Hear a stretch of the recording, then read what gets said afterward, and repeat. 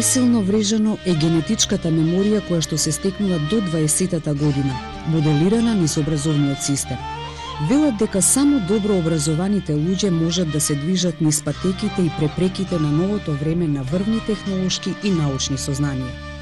Сепак, денес генерално земено сметаме дека сме општо добро образовани, така што просечниот ученик знае повеќе за физиката и математиката, но колку знае за нашите корени, традицијата. Главите ни се полни со знаења, но срцата ни се празни. Имаме многу работи за кои нашите предци не можеа ни да сонуваат, но дали сме посречни или поумни од нив? Токму трагејќи по нашите корени во архитектурата, ќе се обидеме да потикнеме размислувања различни од општо прифатените, односно врзувајќи ги градителските достигнувања само за периодот од 18 и 19 век. Зашто, ако нешто ја карактеризира македонската историја како непроменлива константа, тоа е заборавот. Па така и историјата на македонската архитектура, иако се уште не напишана, може да се пофали дека неголемо прави неправди од овој тип. Лесно може да се одбрани и следниот став. Најголемите неправди во македонската култура се случуваат во архитектурата. Замислете занес кој е еднаков по димензија колку нештата кон кои се обраќа. Занесот спрема животот, човекот успеал да го изрази само преку димензијата на архитектурата и преку нејзината сеопфатност. Постојат безброј дефиниции за архитектура и она која јас најмногу ја сакам со оглед на тоа дека секоја на свој начин со доволна прецизност ја опишува е дека архитектурата е носталгија по непознато уточиште. Ова особено важи за македонската архитектура. Македонската архитектура скоро никогаш во нашето запишано сеќавање не се занимавала со сопствената историја. Вообичаено превземала готови формули, готови методи кои се занимаваат со општата историја на светската архитектура и се задоволувала со потрага по своите корени во 19 век. Има голема нелогика во тоа. Невозможно е еден народ чија земја е пребогата со археолошко, што значи архитектонско наследство, да се бара себе си пред околу 200 години и пред 200 години да оформува свој израз во архитектурата. Оттаму јас тргнав по потрага на вистинскиот корен на македонската архитектура и првото што го сторив е да ги посетам музеите, археолошките музеи низ Македонија, да се запознам со археолозите, да го откријам полето на нивното истражување и открив нешто што навистина за мене беше како најголемо откритие што воопшто на човека можело да му се случи во еден животен век. Јас открив дека македонската архитектура не е стара 200 години, туку дека своите корени ги влече приближно околу 60 века до 80 века пред новата ера. Значи, староста на македонската архитектура треба да се мери со димензија од најмалку 8 до 10.000 години. Кој е тој период? Тој е период на раѓањето на светската и европската цивилизација. Кога се обидов повторно со археолошките артефакти и со мерењето на староста, открив дека и најстариот неолитски артефакт во Европа се наоѓа во Македонија. Оттаму, логично е, ако оваа прва цивилизација, оваа зора на цивилизацијата се наоѓа во Македонија, потекнува од Македонија, логично е архитектурата на Европа да има темели во македонската архитектура. Зошто ја именувам македонска, а не ја именувам онака како вообичаено археолозите даваат име. Бидејќи археолозите им даваат имења на народите според местото каде што ќе бидат откриени постои породинска култура, па потоа постои култура на Анзабедово и така натаму, но со добрината на професорите кои не живеат во Македонија и работат во други институции надвор од Македонија, се открив дека навистина почетокот на архитектурата и цивилизацијата во Македонија, но дека таа се проширува на една територија која денес ја именуваме како територија каде што се наоѓа словенското население.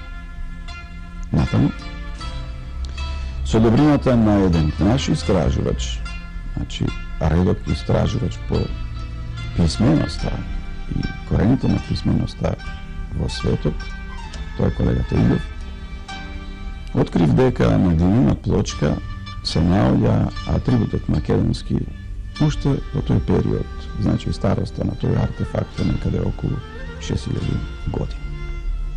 Според тоа, во таму и потекнува дефиницијата дека станува збор за македонска архитектура, станува збор за самосвест на еден народ кој во тоа време умеел да си даде свое име.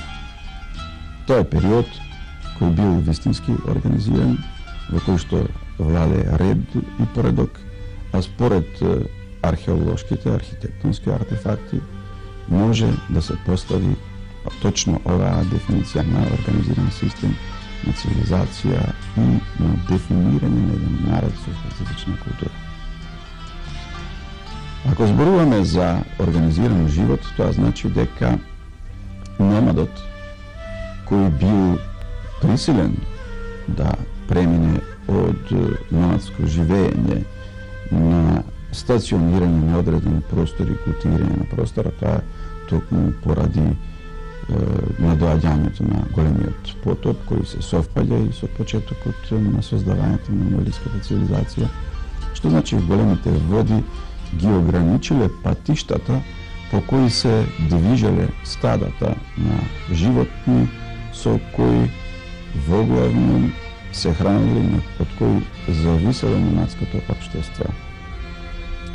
Со почетокот на неолитот, односно младото камено време, не само што се лоцира живењето на едно место, туку на тој начин почнува и првата култивизација на семењата, значи започнува земјоделството, тоа значи започнува парцелизација на земјата, организирање на плодни површини за ниви, организирање на пасишта и така натаму, што значи појавување на првите имотно-правни односи. Од каде можеме да го заклучиме ова? Македонија е земја со најстар урбанизам и најстаро просторно планирање. Картата на археолошките наоди, која е некомплетна, далеко од тоа да е комплетна во Македонија, барем кога е во прашање младото камено време, укажува на следниот факт. Секоја населба, секој град во Македонија има неолитска старост. Што значи, ако е во прашање староста на урбаното планирање и староста на архитектурата и градителството, Македонија е центар на Европа и Македонија е најстара во Европа по тоа прашање. Ќе забележите дека секој град и секој село кое денес обстојува во Македонија има неолитски корени.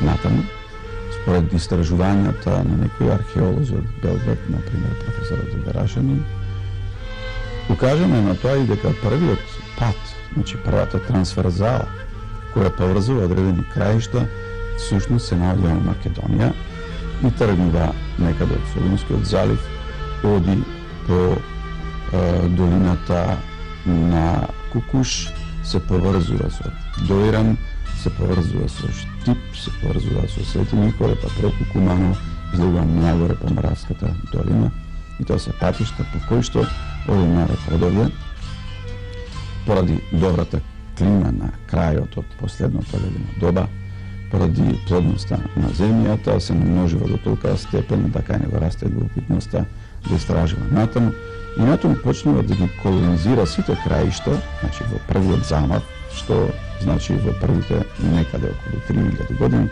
да стаса до пределите на денешна Чешка, до пределите на Украина и до некаде пределите на Јужна Полска.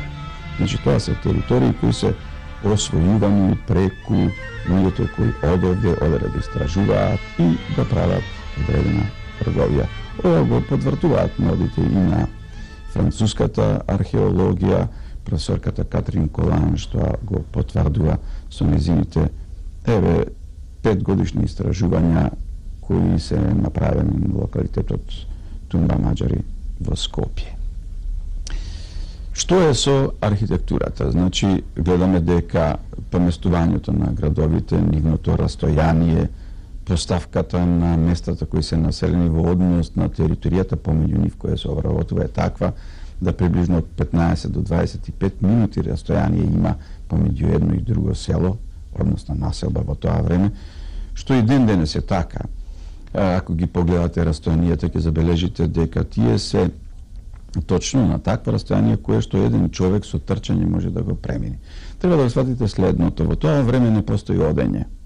Значи, луѓето се движат слично, како животните, што значи животен начин е трчањето. Никој кога оди од поддалечено место од едно до друго не се движи со одење, туку нормално трча како што прават и животните. Значи, пресметувајќи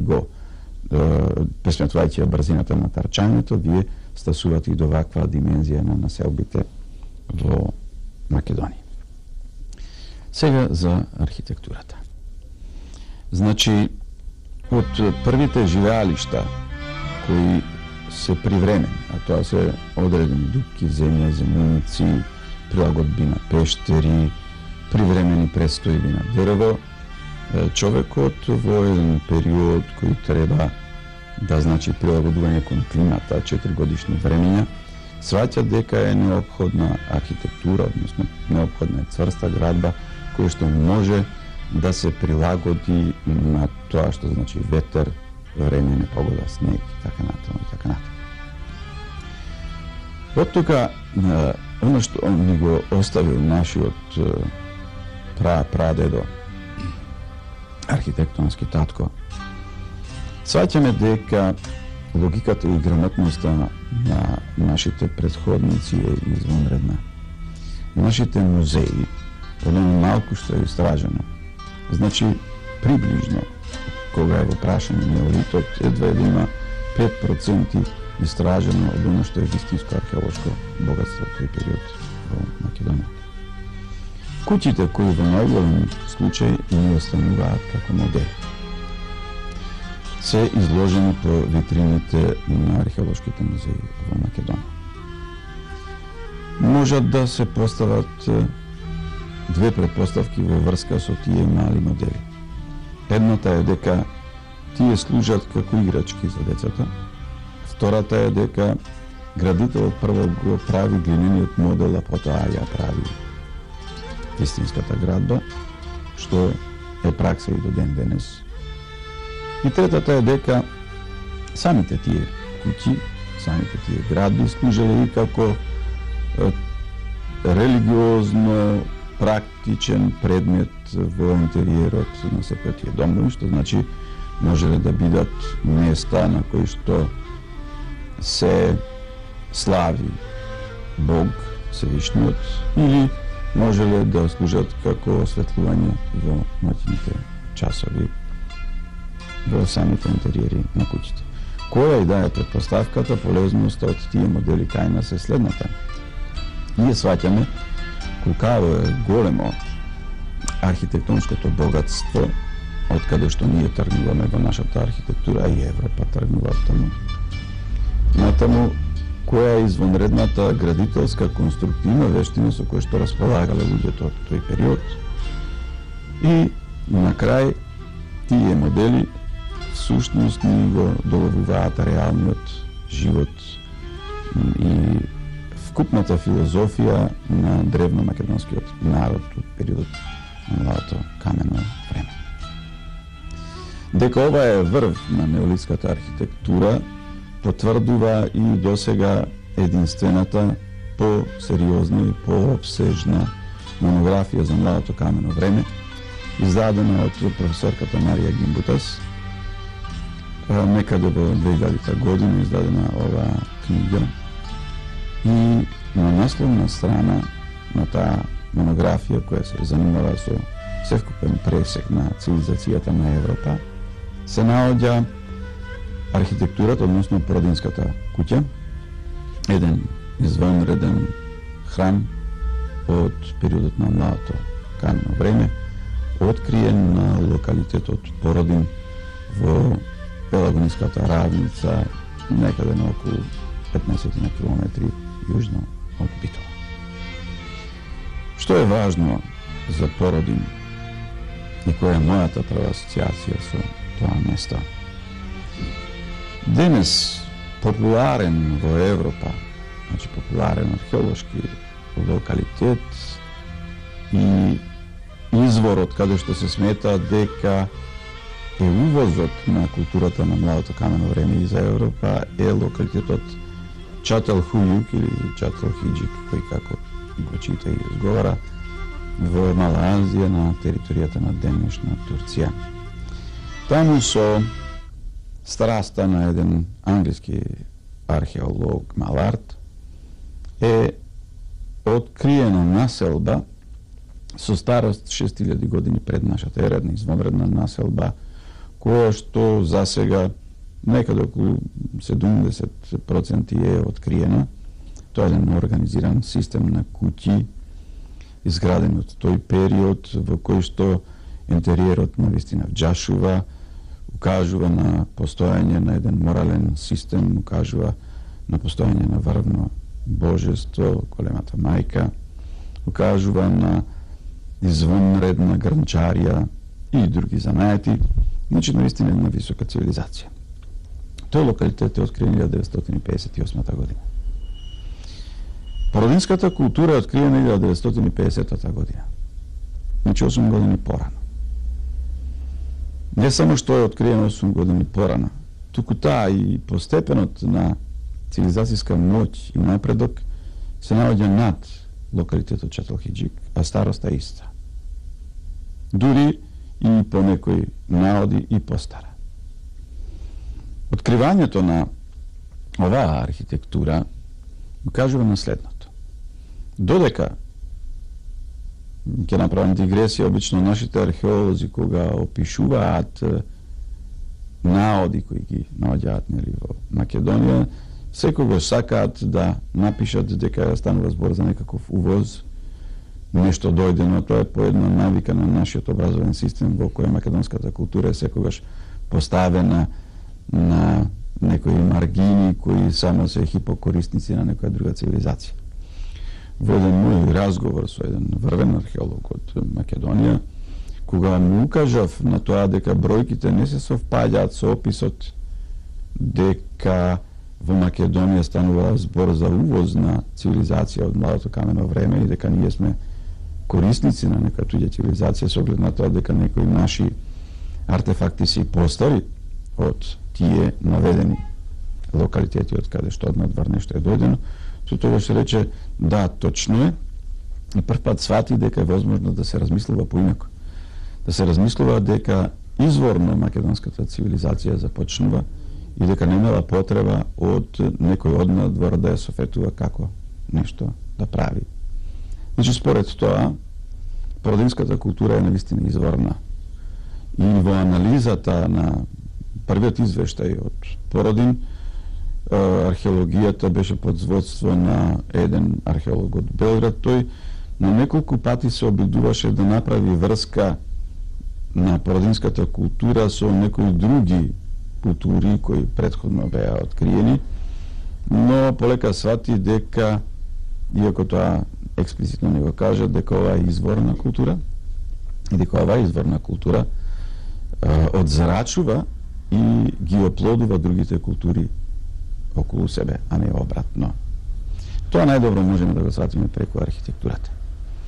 Значи, ако славниот Чателхујук е архитектура која е половина под земја, а половина над земја, архитектура која не знае што е прозорец ни врата, а се влегува преку еден квадратен отвор на врвот на куќата, значи најгорната платформа, што значи од покривот, иако тама нема покриви. Архитектурата на младото камено време во Македонија не е само породинската култура, познава врати, познава прозорци, познава внатрешна поделба на просторот, познава принципијално што и денес се случува во традиционалната македонска архитектура, подигнување на приземјето на камен постамент. Натаму познава таков тип на конструкции кои светот, па дури и денес, се уште овој податок не е доволно пробиен во светската наука, конструкции кои се сметаат како новина во светската архитектура и се датираат во времето на Јустинијан во 6 век по новата ера.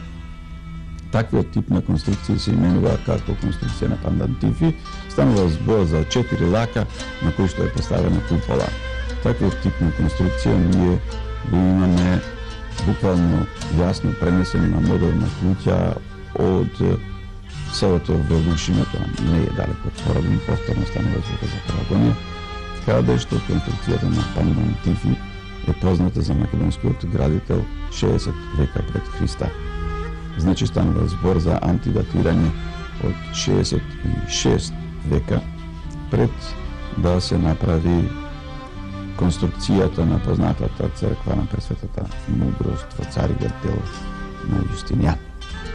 Значи, како што гледате, грамотноста на архитектурата во Македонија во младото камено време е на така висок степен што може да се каже, ако архитектурата на тој висок степен, дека и степенот на цивилизација во Македонија е на највисоко ниво од тогаш познатиот свет, барем кога е во прашање Европа, па дури и Азија, се до кинескиот ѕид.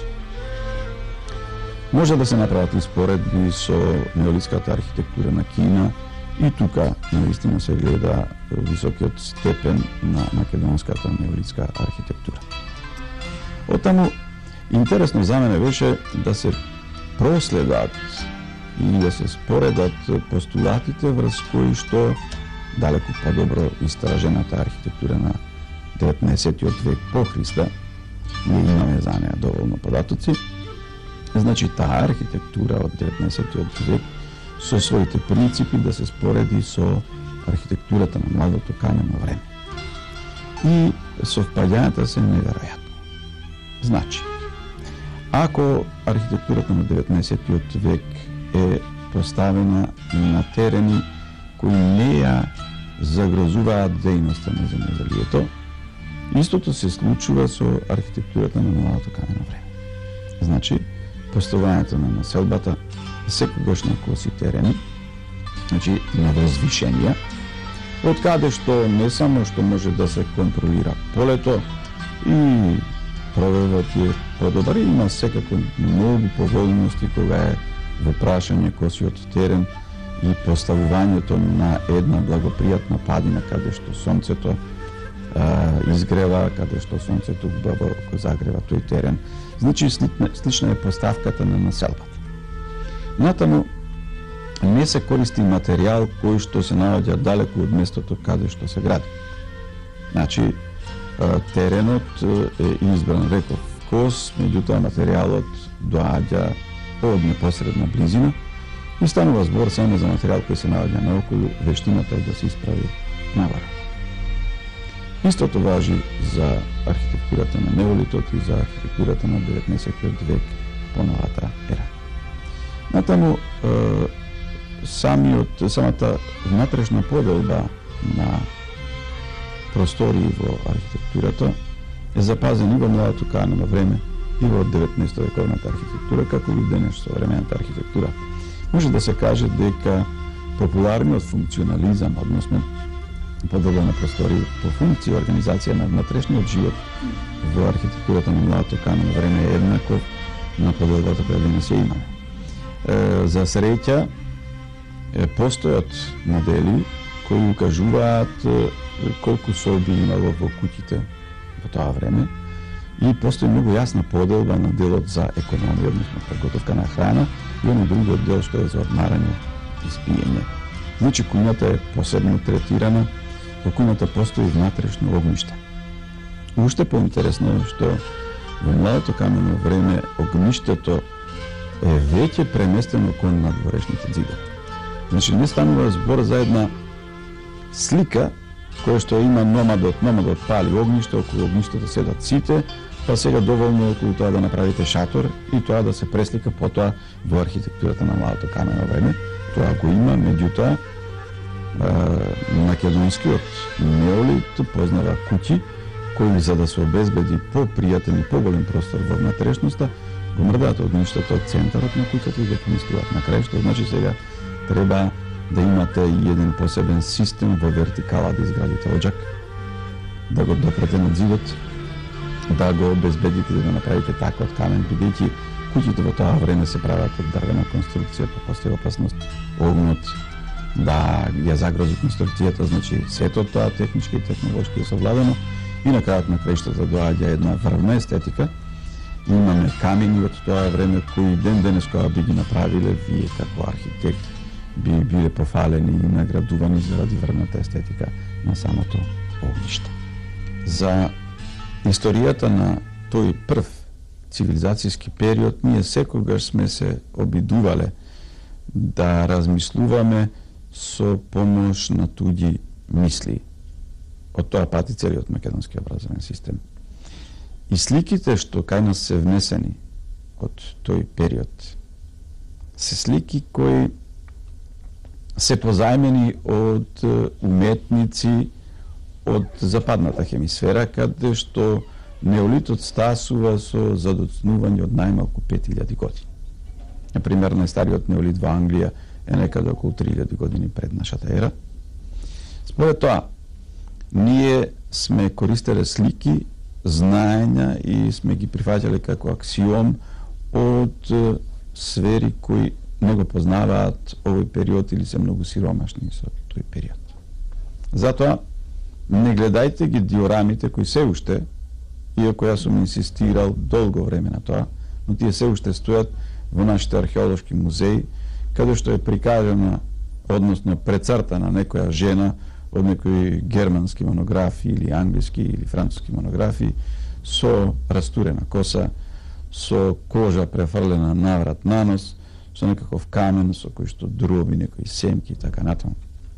Туку погледнете ги вистинските факти кои се наоѓаат веднаш во витрините покрај таа диорама и ќе видите скулптури на жени кои имаат фризури, имаат шминки, имаат прстени, имаат белегзи на рацете, на нозете.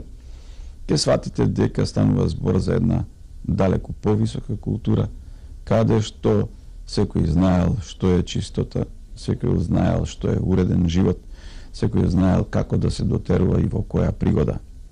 Според тоа, ништо не е чудно што македонската култура и цивилизација во овој период се наоѓа на врвот на светската култура и е диктатор не само во сферата на модата, во сферата на однесувањето, туку и во сферата на градителството и е учител како треба да се започне со една цивилизација на мирот, цивилизација која овозможува постојан растечки процут и го дефинира прв пат поимот среќа. Македонија е океан од историски богатства по простор и длабочина. Составка на историјата на Македонија се историите на сите народи од преку Дунав на север до изворите на Нил на југ и од Италија на запад до Кина на исток. Преку Дунав на север Александар ги победил готите и келтите и со нив склучил мировен договор во кој е вградена обврската за чување на границата за империјата. Легендите, историјата, археологијата, обичаите, македонскиот човек, неговата уметност, наука, филозофија, творештво, архитектурата. Со еден збор македонскиот дух бара анализа низ еден долг континуитет, не од нас, не од Библијата, туку понатаму, подлабоко во корените на човештвото, во се што е прво и најдобро во светот, таму каде што е македонското битие.